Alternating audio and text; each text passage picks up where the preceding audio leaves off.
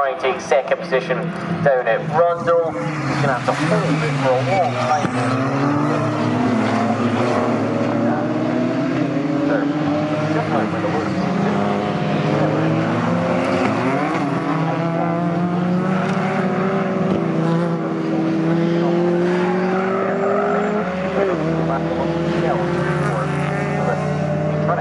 Inside of Sapra and Panayotu into the left-hander of Murray's. Wasn't quite close enough to do that, but did reel them in through the long right at the penultimate corner.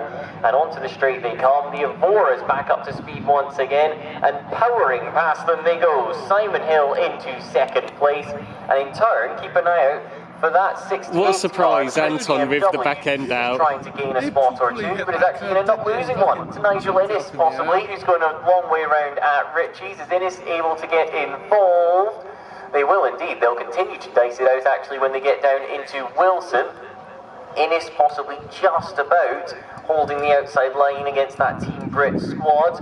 We know how operationally sound they are, but eventually the Brits team will then be on the outside themselves as they go left at Palmer, and they do have to relent that position to Trundley and Cannon to Nigel Innes, who's just made up of a spot.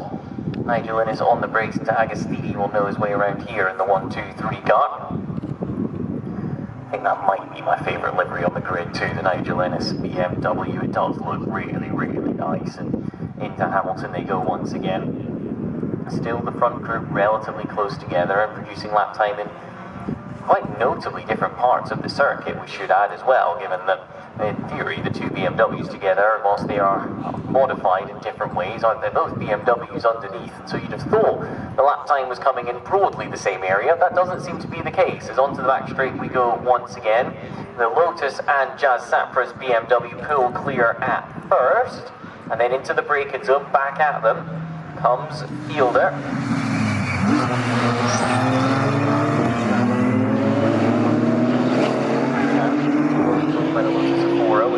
Gets off of that slow complex incredibly well and is down at long haul, which is going to be able to hold up a bit more time.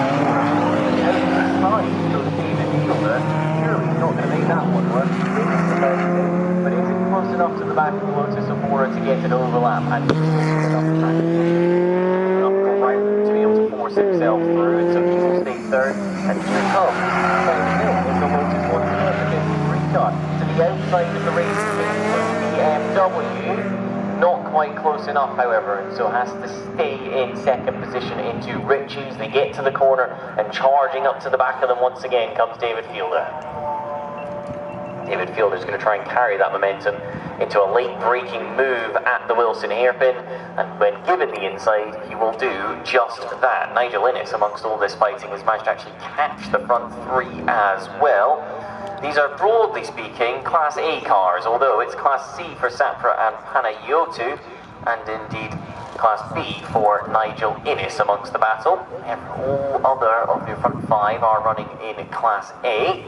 And they're running close together once again as they get down into Agostini. It's this middle part of the lap, the infield, where it's so strong. I actually think Nigel Innes is running in Class A officially. A late change to the programme had him shifted up a class between their qualifying session and the race. The same happened to a couple of other drivers, so it's all Class A with the exception of Sapra in that battle. And indeed David Fielder himself has been pushed up to Class S. So it's two BMWs in Class S, Nigel Innes running in Class A, so too is the Lotus Evora that's super quick onto the back straight and trying to take Fielder's second position away. Initially looks to the left, but is forced to go to the right underneath the bridge, and that's not quite going to work out. The brakes, accelerates very well, gets off the corner and finds himself looking forwards once more. This time around, can David Fielder do anything about the race leaders? Number 4, BMW, as he goes right at Gorham. Again, he gets the overlap and is squeezed all the way to the end of the circuit, but finds the BMW side again. Off the inside into Murray's. Lovely pass from David Fielder. The problem is, I fear he's about to have an on the straight, because here comes the 40 car. The power is building. Not quite able to make a clean pass though through on David Fielder, and Fielder will maintain the position. Up at Ritchie's, brilliant overtake for the race lead. Nigel Ennis to the inside for third at Ritchie's. He's going to get that one done as well.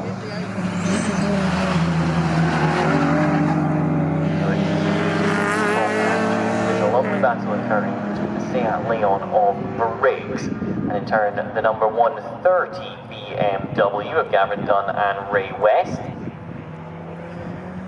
Gavin Dunn and Ray West having just passed that Seat Leon down at Ritchie's actually when they came across the line very close together, so they did get the job done. And at Wilson they run possibly just a little bit deep actually, so they'll have to be aware of Phil Briggs coming back at them, but nothing of the sort yet.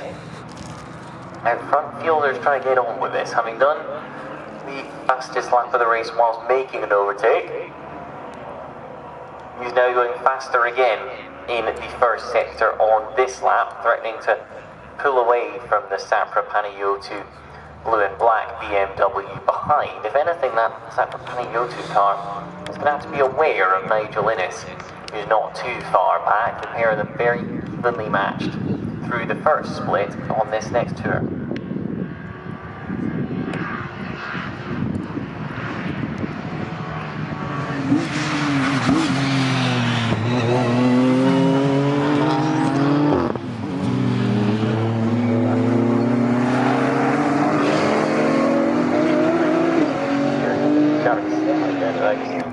Must have had bits of a moment as the tyres screeched and screamed. The number 2 has been into the pit lane on this lap actually. He's coming.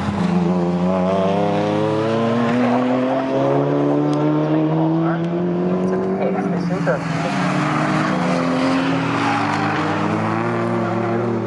he's not open yet. Matt, have you got any news on that? Yeah, it seemed like he just lost power coming into the pit lane. I think it all happened out on circuit. Restart the car, so Martin and a couple of team members just gave him a bit of a bum start. He was back on his way and he's now back into the race again. It wasn't meant to be stopped. Thank you very much, Matt. So back out onto circuit then goes Martin Ward. Having cleared the Seat Leon, the 130 BMW of Gavin Dunn and Ray West. Over now. Class B, 6th position, and at the precipice of what is a rather large gap actually between 6th and 5th places in this race thus far. It's almost 18 seconds between 6th and 5th, with either side of the gap actually being relatively close. Anton Martin's got himself onto the back of Ray Honeybone. It's thought to be a rather interesting fight. Anton Martin and Ray Honeybone into Palmer now.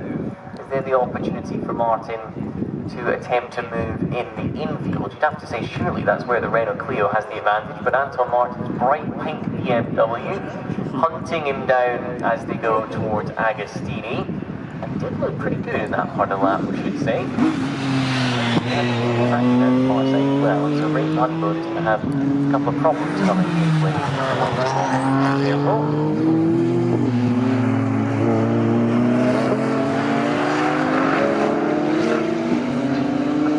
Closes up once again, or rather is reeled in, I should say, by Anton Martin at Augie's and in turn through Williams' corner. That's going to leave him pretty vulnerable, you've got to say, on this back straight, where surely the BMW's just got slightly more grunt than a Renault Clio.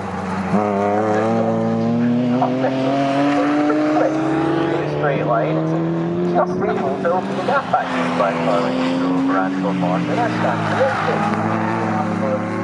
Exactly what he's doing there, backing him up through the corners, and then just opens the car lane for so on the straight. This is for what is currently Anton Martin in a Class C car. In a Class C car. Tony Levy is another one that got upgraded from a Class C to a Class B.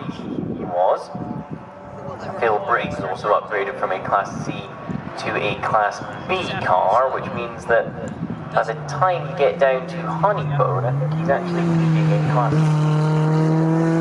Something on the screen, given these class changes, but Honeybone it should be the lead in Class C at the moment. We'll check it out. Phil Briggs is ahead, and L leads in Class B.